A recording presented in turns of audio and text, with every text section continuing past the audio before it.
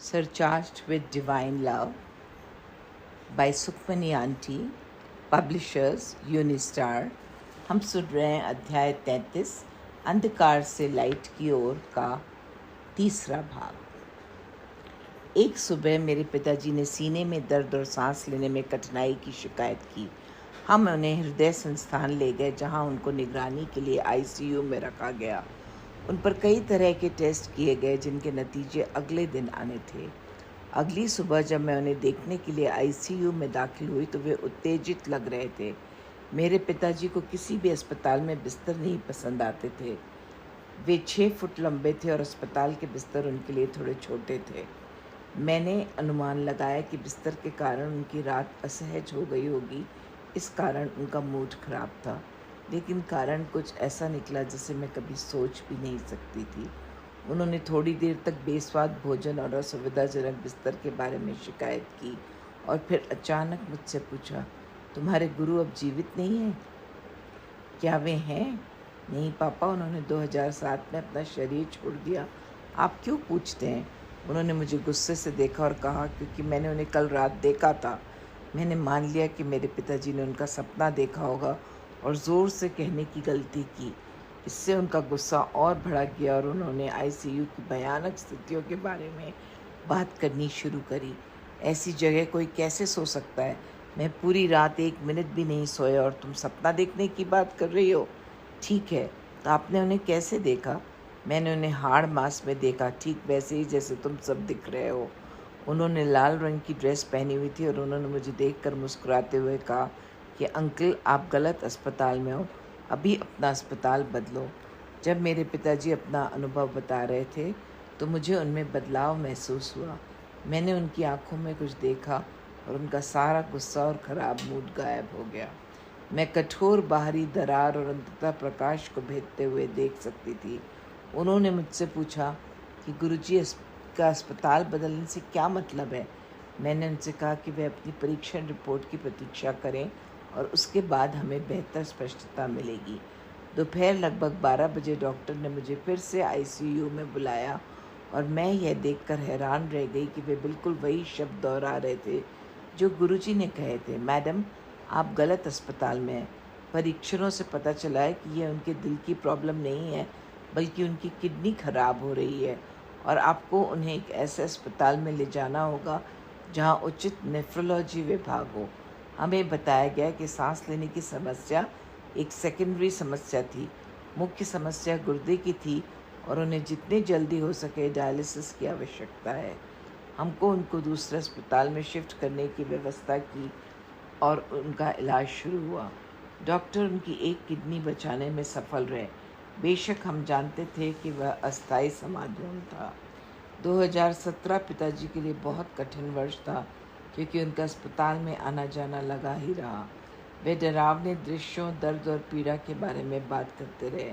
वे मुझे बताते थे कि उनका जन्म कहाँ होगा, उनका जीवन कैसा होगा और उनकी मृत्यु कैसे होगी। मैंने गुरुजी को यह कहते हुए सुना था कि कभी कभी वे केवल एक दृष्टि या सपने में जीवन काट सकते हैं, और प्रार्थना थी कि उनके साथ भी ऐसा ही हो रहा हो। मेरे दिल में वह भावना थी कि जिस अंधेरे के बारे में वे बात करते थे, उसे देखते हुए वे किसी बेहतर जगह पर हों तो नहीं जा सकते।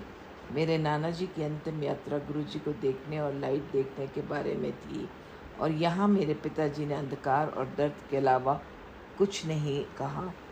इससे मैं चिंतित हो गई और मैंने गुरुजी से उन्हें क्षमा करने और उन्हें प्रकाश की ओर मार्गदर्शन करने के लिए प्रार्थना करना जारी रखा। पिताजी आगे इलाज जारी नहीं रखना चाहते थे, क्योंकि उन्हें लगा था कि वे उनके दुख और दर्द को बढ़ा रहे हैं। इसलिए उन्होंने हमें घर वापस ले जाने का निर्देश दिया। हमारे लिए यह एक कठिन निर्णय था और सभी डॉक्टरों से सलाह लेने के बाद हम पिताजी को घर ले आए। डॉक्टरों ने हमें बताया कि इलाज के बिना वह मुश्किल से 1 सप्ताह से लेकर अधिकतम 10 दिन तक ही जिंदा रह पाएंगे।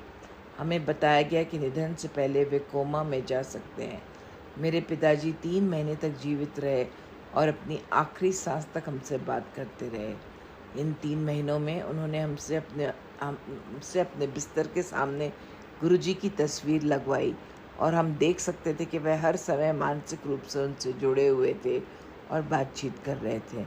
मैंने देखा कि वह अधिक प्रार्थना कर रहे थे और उन्होंने फिर कभी अंधेरा देखने के बारे में बात नहीं की। उनके नज़ारे अधिक सकारात्मक थे और उन्होंने अपने पिताजी को देखना शुरू कर दिया, जिन्हें उन्होंने 14 साल की उम्र में खो दिया था। उन्होंने अपने देखभाल करने वालों के बारे में भी बात की, जो इस जीवन में उनके बहुत करीब थे और कैसे वे उनकी देखभाल के लिए फिर से उन अगले जन्म में आएंगे। वे खुशी की बातें करते थे, कभी कभी मजाक भी करते थे और कभी किसी दर्द की शिकायत नहीं करते थे। अब मेरा सबसे बड़ा डर उस दिन और ठीक उसी क्षण का सामना करना था जब मेरे पिताजी अपना शरीर छोड़ेंगे। मुझ में उन्हें जाते हुए देखने की ताकत नहीं थी। मैं अक्सर गुरुजी से प्रार्थना करती थी कि वे कुछ ऐसी स्थिति बनाएं जहां ऐसा होता देखने के लिए मैं घर पर ना रहूं। पिताजी बात करते रहे और अंत तक सोचते रहे। 26 जनवरी 2018 की सुबह पिताजी ने मुझसे मेरी बहन को लुधियाना से बुलाने के लिए कहा, बल्कि उन्होंने ज़िद की। पूरे दिन उन्हें बेचैनी महसूस हुई और उन्होंने शिकायत की कि तेज़ रोशनी उनकी आंखों को परेशान कर रही है। मैंने कमरे की सभी लाइटें बंद कर दी और उन्होंने फिर भी शिकायत की कि रोशनी बहुत तेज़ है और मुझे उसकी दिशा बदल देनी चाहिए या उसके साथ कुछ करना चाहिए।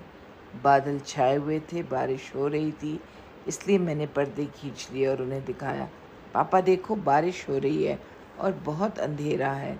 आप कौन सी रोशनी देख रहे हो? वह सामने से आ रही है। उन्होंने दरवाजे की ओर इशारा किया। यह बहुत चमकीली है, यह सफ़ेद रोशनी है। माँ और मैं समझ गए कि वह किस प्रकाश के बारे में बात कर रहे थे, क्योंकि मेरे नाना जी भी अक्सर इसके बारे में बात करते थे। दोपहर के भोजन के समय तक वह बेचैन लग रहे थे और माँ ने मुझे ऑक्सीजन की व्यवस्था करने के लिए कहा, अगर उनको इसकी आवश्यकता पड़े। मैंने अपने सप्लायर को फ़ोन किया और जैसा कि किस्मत में था, वह दिल्ली जा रहा था और उसने मुझसे इसे अपने घर से व्यक्तिगत रूप से लाने के लिए कहा। मैं समझ गई कि यह घर से बाहर निकलने का मेरा बहाना था और मुझे पता था कि ऑक्सीजन की आवश्यकता नहीं होगी और बाहर निकलने के बाद मुझे खबर मिल जाएगी। ठीक वैसा ही हुआ। जैसे ही मेरी बहन पहुंची, मैंने अपने पिताजी को गले लगाया और बेहद भारी मन से घर से बाहर निकल गई, यह जानते हुए कि मैंने उन्हें फिर कभी नहीं देख पाऊंगी। निश्चित ही रास्ते में मुझे खबर मिली और मुझे वापस आना पड़ा। मेरी अनुपस्थिति में माँ ने गुरुजी की आवाज़ सुनी, इसको जो मंदिर में अमृत है वो पिला दे। मेरी माँ ने गिलास में थोड़ा सा अमृत डाला और मेरी बहन ने उनका सिर ऊपर करके उन्हें पिलाना शुरू किया। पिताजी ने पूछा, ये क्या है? माँ ने कहा, अमृत है। किसने भेजा? तो माँ ने बोला कि गुरुजी ने भेजा है और वे इसको पी लें और लाइट के साथ चले जाएं। यह अमृत पीते ही उन्होंने अपनी आंखें बंद कर लीं, हमेशा के लिए। मैं और मेरा परिवार इस परिवर्तन के गवाह हैं कि कैसे गुरुजी ने मेरे पिताजी को अंधेरे से लाइट तक ले जाने की कृपा की। कैसे उनके नज़ारे डरावने और कालेपन से खुशनुमा और रोशनी से भरे हो गए। मुझे यकीन था कि गुरुजी मेरे पिताजी को बहुत अच्छी जगह लेकर गए हैं, क्योंकि उन्हें अंत में लाइट दिखी, परंतु फिर भी मुझे सबूत चाहिए था। पिताजी के गुजरने के 2 महीने बाद गुरुजी मेरी बहन के पास टेलीपैथी में आते हैं और उससे पूछते हैं, क्यों फिर लिट लूँ, पापा चले गए? मेरी बहन ने कहा, हाँ गुरुजी। और उन्होंने फिर कहा, देख, मुझे मानता नहीं था, पर मैंने एंड में संभाल लिया। बस ये मेरे मन को शांत करने के लिए काफ़ी था। मुझे सपनों में अपने पिताजी बहुत नज़र आने लगे, तकरीबन हर रात। मुझे इस बात को अपनाने में बहुत कष्ट होता था कि पिताजी अब हमारे बीच नहीं रहे। मैं बहुत उदास रहती थी और ये भी जानती थी कि वे जहाँ भी हैं वे मेरे लिए चिंतित हैं, क्योंकि मैं अब अकेले रह गई हूँ। वे मुझे हर रात सपने में दिखते और मुझे दिन में हुई घटनाओं के बारे में सब बताते। जैसे कि एक दिन मेरी सहेली ने मुझे 4 सूती साड़ियाँ गिफ्ट दी। उनमें से एक गुलाबी रंग की मुझे सबसे ज़्यादा पसंद थी। पिताजी उस रात मेरे सपने में आए और उन्होंने कहा, उन्हें भी गुलाबी रंग की साड़ी सबसे ज़्यादा पसंद है। मुझे लगा कि शायद वे मेरी वजह से क्रॉस ओवर नहीं कर पा रहे हैं और इसलिए मैंने गुरुजी से उनकी मदद करने के लिए प्रार्थना करनी शुरू कर दी। अगले दिन मैंने अपने पिताजी को देखा, जवान और बहुत अच्छे कपड़े पहने हुए। उनके दोनों और दो दिव्य प्राणी उनको अपने साथ कहीं ले जा रहे थे। मैं पिताजी को बुलाने की कोशिश करती हूँ, लेकिन वे मुझे पहचान नहीं पाते। वे तीनों एक प्रकार से प्रकाश से बनी लिफ्ट में जाते हैं। जैसे ही वे प्रवेश करते हैं, यह अत्यंत तीव्र गति से ऊपर बढ़ती है और गायब हो जाती है। उस दिन के बाद मैंने दोबारा उन्हें सपनों में नहीं देखा और मैं समझ गई कि वे अंततः मेरे बारे में अपनी चिंताओं से मुक्त हो गए हैं और गुरुजी के आशीर्वाद और कृपा से अपनी यात्रा पर आगे बढ़ गए हैं। जदों इंसान मरता है ते जे उसके कोल कोई गुरु नहीं हुंदा संभालन वास्ते, तो इन्ना कष्ट होता है कि जिवे 100 बिच्छू काट दे हैं। जब इंसान मरता है और अगर उसके पास कोई गुरु नहीं होता संभालने के लिए, तो इतना कष्ट होता है जैसे 100 बिच्छू काटते हैं। अध्याय समाप्त। शुक्राना गुरुजी।